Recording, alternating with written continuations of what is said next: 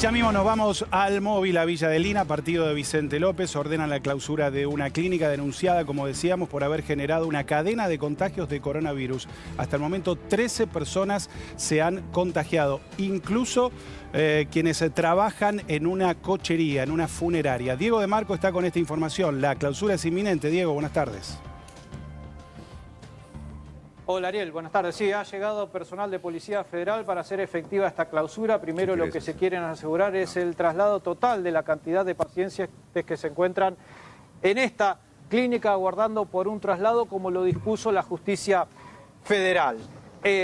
Son 13 en total los infectados. Hay 7 que corresponden al personal médico y no médico de este centro de salud y 6 que tienen o tenían relación o contacto directo con la paciente o cercanía circunstancial, como el caso de que vos hablaba de los empleados de la funeraria.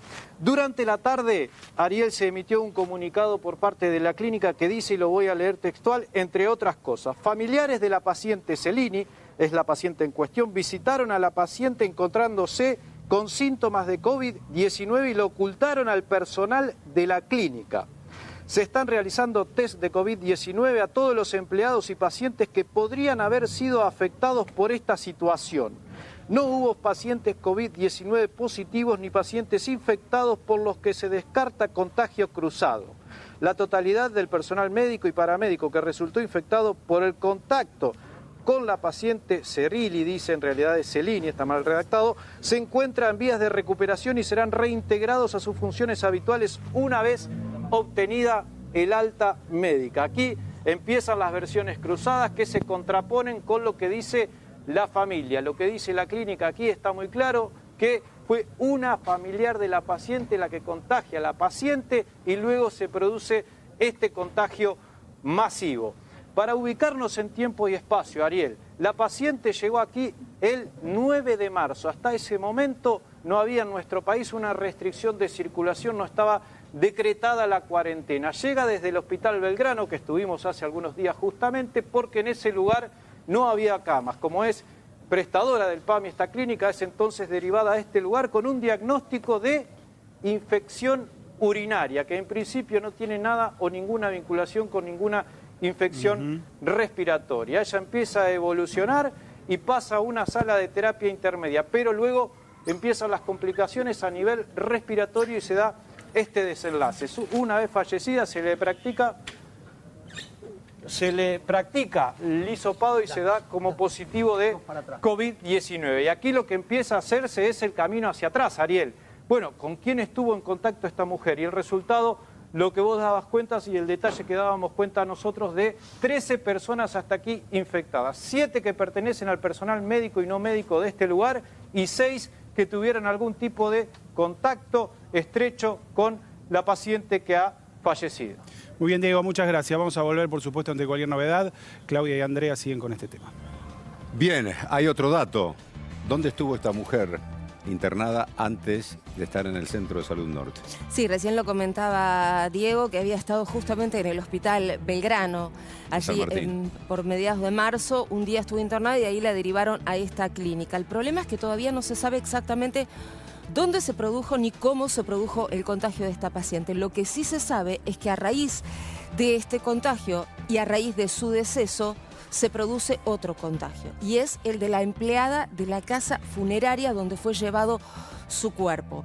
Hay un protocolo que debe realizarse, que debe seguirse con respecto al tratado de los cadáveres, mucho más acá en este caso.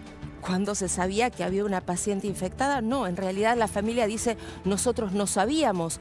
Una vez que nos enteramos que un test post-mortem, que nuestra familiar había fallecido, fuimos a dar aviso a la funeraria. Pero claro, ya era tarde. Al menos una empleada de esa casa funeraria dio COVID positivo y ella ni siquiera sabe cómo se contagió. Si fue por contacto con los papeles o fue por contacto con la misma bolsa que guardaba ese cadáver. Presten atención a lo que cuenta esta empleada, que dice cómo debería hacerse ese protocolo que en este caso no se cumplió.